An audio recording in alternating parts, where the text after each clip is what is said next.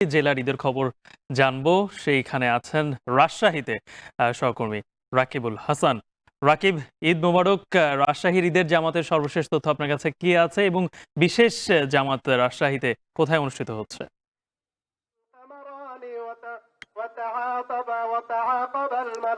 গালিব, আসলে পবিত্র ঈদ উল ফিতরের যে জামাত সেটি কিছুক্ষণ আগেই রাজশাহীতে প্রকৌশল ও প্রযুক্তি বিশ্ববিদ্যালয়ের রুয়েটে সেখানে অনুষ্ঠিত হলো এবং এখন তাকবীরে তাকবীরে মুখরিত হচ্ছে পুরো ঈদগাহ প্রাঙ্গণ। এবং এখন এখানে ইমাম সাহেব তিনি যে খুতবা দিচ্ছেন সেই খুতবায় একটু দেখানো যাচ্ছে দেখা যাচ্ছে যে এখানে আসলে খুতবায় নানান ভাবে কিন্তু আসলে যা করণীয় ঈদ উল ফিতরের ক্ষেত্রে আদায় সহ জাকাত এই সমস্ত বিষয়গুলো নিয়ে কিন্তু আসলে এখানে বলা হচ্ছে। এবং এই কিছুক্ষণ আগেও আমরা দেখছিলাম যে আসলে মুসল্লিরা নতুন পোশাক পরে তাকবীর দিতে দিতে কিন্তু আসলে এখানে এসেছেন। এবং একই সাথে আমরা আসলে দেখছি যে এখানে সহ রাজশাহী ছাড়াও বিভিন্ন জায়গায় কিন্তু এই ঈদের নামাজ অনুষ্ঠিত হচ্ছে এবং সেখানে আমরা অনেক জায়গায় যে জিনিসটি এরপরেই যেটি হবে মোনাজাতের আয়োজন করা, মোনাজাত হচ্ছে আরো একটি জায়গায়, আমরা সেখানে এখন চলে যাব।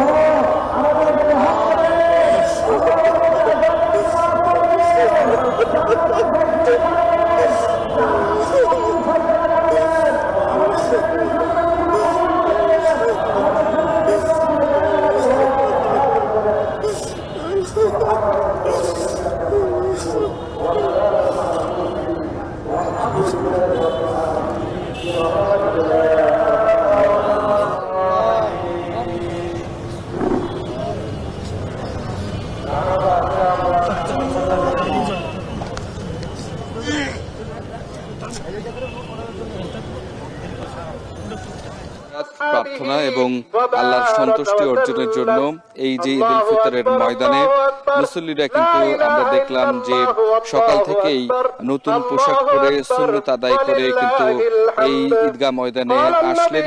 এখানে নামাজ অনুষ্ঠিত হয়েছে। নামাজের পরবর্তী সময়ে এবারে খুতবা দিচ্ছেন এখানকার ইমাম, এবং সেই খুতবা মনোযোগের সহিত কিন্তু রাজশাহীতে এই প্রকৌশল ও প্রযুক্তি বিশ্ববিদ্যালয়ের প্রথম যে জামাত, সেই জামাতের কিন্তু মুসল্লিরা শুনছেন। এবং এখান থেকে যেই বক্তব্যগুলো দেওয়া হচ্ছে ঈদ উল ফিতরের যে শিক্ষা, এই যে দীর্ঘ 1 মাসের সিয়াম সাধনার শিক্ষা, সেই সিয়াম সাধনার শিক্ষাকে ধারণ করে ঈদের নামাজ শেষে আত্মীয় স্বজনের সাথে দেখা করা, কোলাকুলি করা, এই শিশুদের কোলাকুলি সহ বয়স্ক বৃদ্ধ পরিবারের সকলের সাথে এই যে ঈদের খুশি ভাগাভাগি করে নেওয়া, সেটি শিক্ষার কথা এখানে বলা হচ্ছে। এখানে খুতবায় বলা হচ্ছে যে ঈদ উল ফিতরের যে শিক্ষা অর্জন হয়েছে সারা বছর ব্যাপী, সেটি আসলে কিভাবে ব্যক্তিগত জীবনে, সামাজিক জীবনে, পারিবারিক জীবনে এবং রাষ্ট্রীয়ভাবেও আসলে কাজে লাগানো যায়। এখানে যে জিনিসটি এই ঈদগাহে মুসল্লিরা এসেছেন, তারা বলছেন দীর্ঘ 1 মাসের সিয়াম সাধনা থেকে আসলে এখানে আল্লাহ যে পুরস্কারের ঘোষণা দিয়েছেন মোনাজাতের মধ্য দিয়ে এবং এটির চর্চার মধ্য দিয়ে আসলে তারা অর্জন করতে চান।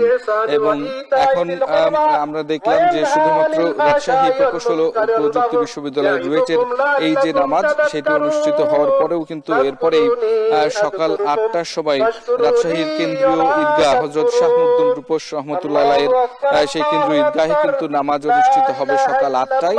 এছাড়াও সকাল 7:30টায় রাজশাহীর দ্বিতীয় যে বৃহত্তম জামাত, তৃতীয় যে বৃহত্তম জামাত, সেটি রাজশাহীর শাহের বাজারের বড় রাস্তায় সেখানে অনুষ্ঠিত হবে। এবং দ্বিতীয় যে জামাতটি মহানগর টিকাপাড়া গোরস্থান ঈদগাহ, যেটি সেখানে ইতোমধ্যেই সময় অনুযায়ী প্রায় শুরুর পথে।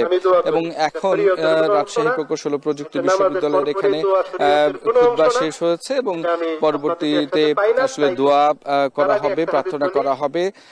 প্রত্যেকটি পরিবারের যারা এর ছেড়ে গেছেন, আমাদের সকলকে ছেড়ে গেছেন, কবরবাসী হয়েছেন, তাদের জন্য যেমন দোয়া করা হবে, একই সাথে দেশ, সমাজ এবং জাতির কল্যাণ কামনা করেও কিন্তু এখানে দোয়া করা হবে। নতুন বাংলাদেশের যে স্বপ্ন, আসলে বৈষম্য বিরোধী যে স্বপ্ন বা বৈষম্যহীন যে স্বপ্নটি দেখা হয়েছিল, সেই বৈষম্যহীন স্বপ্নের বাংলাদেশ গড়ে তোলার লক্ষ্যেই কিন্তু এখানে দোয়া করা হবে। ব্যক্তি জীবনের জন্য দোয়া করা হবে, পারিবারিক সামাজিক জীবনের জন্য দোয়া করা হবে।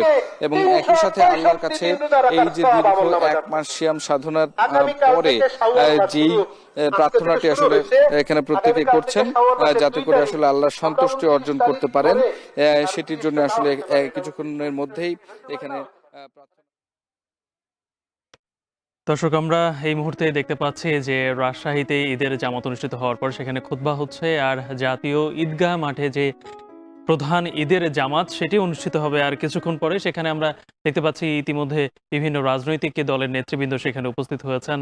মাত্রই আমরা দেখতে পেলাম যে জাতীয় নাগরিক পার্টির আহ্বায়ক নাহিদ ইসলাম তিনি সেখানে উপস্থিত হয়েছেন এবং গণসংহতি আন্দোলনের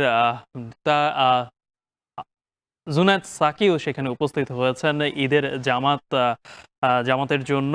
এবং এই জাতীয় ঈদগাহ মাঠেই প্রধান উপদেষ্টা ডক্টর মোহাম্মদ ইউনূস সহ আরো বিশিষ্ট ব্যক্তিবর্গ সেখানে উপস্থিত হবেন এবং সেখানে যে প্রধান ঈদের জামাত সেটি অনুষ্ঠিত হবে এবং সেখানে তারা শরিক হবেন। এছাড়াও অন্যান্য রাজনৈতিক দলের নেতৃবৃন্দ সেখানে উপস্থিত হবেন এবং সেখানে যে নামাজ, প্রধান যে ঈদের নামাজ সেটি অনুষ্ঠিত হওয়ার কথা রয়েছে সকাল 8:30টায়।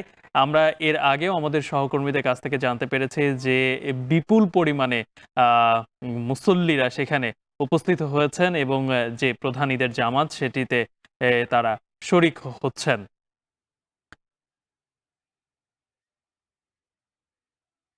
এবং জাতীয় ঈদগাহ মাঠে আমরা এই মুহূর্তে দেখতে পাচ্ছি যে জাতীয় নাগরিক পার্টির যে আহ্বায়ক নাহিদ ইসলাম তিনি সেখানে উপস্থিত হয়েছেন এবং জুনায়েদ সাকিকেও আমরা দেখতে পাচ্ছি তিনি এখানে ঈদের নামাজ পড়ার জন্য এসেছেন এবং শুধু তারাই নন, আরো বিভিন্ন রাজনৈতিক দলের নেতৃবৃন্দও সেখানে উপস্থিত হবেন এবং এই একটা বিষয় কিন্তু আমরা সবসময় দেখে থাকি যে ২৪-এর পরে যে রাজনৈতিক দলের মধ্যে যে একটি ঐক্য, সেই ঐক্যে যে নামাজ, একটা নামাজের মধ্যেও যে একটা ঐক্য, যে কোনো ভেদাভেদ ভুলে গিয়ে সবাই এক কাতারে নামাজ আদায় করা, ঠিক একই রকমভাবে আমরা কিন্তু সেটি কিন্তু ২৪-এর পরেও কিন্তু দেখেছিলাম যে প্রত্যেকটি রাজনৈতিক দলের নেতৃবৃন্দ কিন্তু সবাই এক জায়গায় একমত হয়েছিলেন এবং ঐক্যমত পোষণ করেছিলেন। ঠিক একই রকমভাবে কিন্তু এই ঈদের যে প্রধান জামাত সেখানেও আমরা দেখতে পাই যে সবাই ভেদাভেদ ভুলে গিয়ে একই কাতারে শরিক হন নামাজে। আমরা আমরা জানি যে সকাল 8:30টার সময় আমাদের সহকর্মীরা বলেছিলেন যে এখানে ঈদের জামাত অনুষ্ঠিত হওয়ার কথা রয়েছে, কিন্তু এখন পর্যন্ত